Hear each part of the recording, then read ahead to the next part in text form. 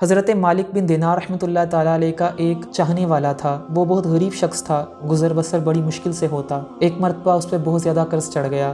قرض خواہ نے اس سے مطالبہ کیا کہ میرا قرض دو، لیکن اس کی جمع پونجی بھی بیچنے کے باوجود اس کا قرض ادا نہ کر پایا۔ مقررہ تاریخ آئی، اس قرض خواہ نے اس کو قید کروا دیا۔ حضرت مالک بن دینار رحمۃ اللہ تعالیٰ علیہ کو پتہ چلا تو آپ نے اس کا قرض ادا کر دیا اور یہ کہہ کر 600 دینار قرض خواہ کو دے دیے کہ پتہ نہ چل پائے کہ یہ قرض کس نے ادا کیا ہے۔ خیر اس کو رہا کر دیا گیا۔ وہ جو مقروض تھا وہ اپنے محسن کو ڈھونڈتا پھرتا کہ کوئی مجھے بتائے کہ میرا قرض کس نے ادا کیا ہے تاکہ جا کر میں اس کا شکریہ ادا کروں، اس کے پاؤں چوموں، اس کے ہاتھوں کو بوسہ دوں کہ اس نے مجھ پر کتنا بڑا احسان کر دیا ہے۔ وہ حاجیوں کو پانی پلایا کرتا تھا۔ حضرت مالک بن دینار رحمۃ اللہ تعالیٰ علیہ ایک مرتبہ حج کرنے جا رہے تو وہ جس حاجی کو پانی پلاتا تو اسے کہتا کہ دعا کرو مجھے میرا محسن مل جائے، میں اس کا شکریہ ادا کر دوں۔ حضرت مالک بن دینار رحمۃ اللہ تعالیٰ علیہ کو پانی پلانے کے بعد یہ کہنے لگا کہ حضور دعا کر دیجئے کہ مجھے میرا محسن مل جائے، میں اس کا شکریہ ادا کروں، اس کے ہاتھ پاؤں چوموں جس نے میرے اوپر اتنا بڑا احسان کیا ہے۔ لیکن حضرت مالک بن دینار تو پہلے ہی اس شخص کو کہہ چکے تھے کہ میری زندگی میں تو نے اس راز کو افشا نہیں کرنا۔ ایک مرتبہ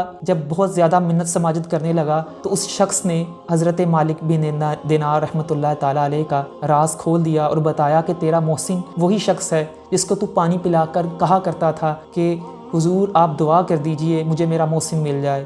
وہ شخص بھاگا ہوا جاتا ہے آپ کے مکان پر تاکہ آپ کا شکریہ ادا کر سکے۔ اتنے میں لوگ دیکھتے ہیں کہ ان کی گلی کے اندر ایک شور بپا ہے۔ وہ جا کر پوچھتا ہے کہ اس گلی پہ کوئی مالک بن دینار رہنے والا ہے، تو اس کو بتایا جاتا ہے کہ تو 3 گھنٹے لیٹ ہو چکا ہے، حضرت مالک بن دینار کا آج ہی وفات ہوئی ہے۔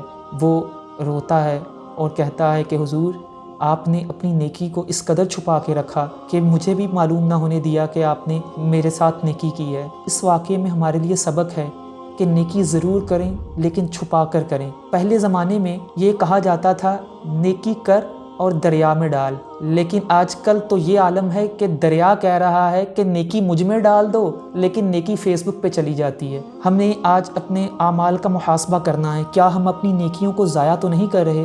کیا غریب کی غربت کا مذاق اس کے ساتھ 5 سیلفیاں لے کے تو نہیں کر رہے؟ آپ نے کبھی اندازہ لگایا کہ جن بچیوں کی اجتماعی شادی کی جاتی ہے اس میں سے کوئی بھی آپ کو خوش نظر نہیں آتا، بلکہ ہر کسی کی آنکھوں میں غم کے آنسو ہوتے ہیں؟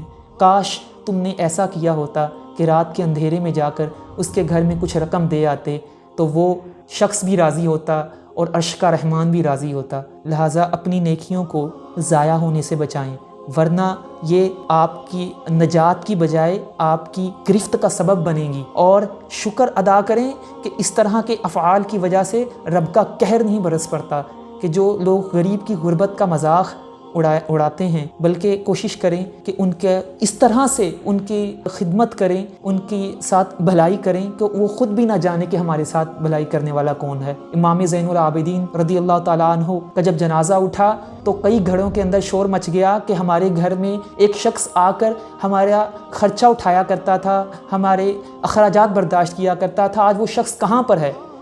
تو تحقیق کی تو پتہ چلا کہ وہ حضرت امام زین العابدین تھے۔ یہ ہمارے اسلاف کا طریقہ تھا۔ آج ہم نے اپنی قدروں کو خود پامال کر دیا ہے، لہٰذا نیکی کو آسان بنائیں اور اللہ کی رضا کے لیے نیک کام کریں۔ وآخر دعوانا ان الحمد للہ رب العالمین۔